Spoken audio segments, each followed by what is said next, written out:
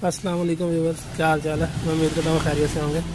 ये सब्ज़ इलायची है, मीडियम साइज़ है, ना इसमें ज़्यादा ये बड़ी है ना छोटी है।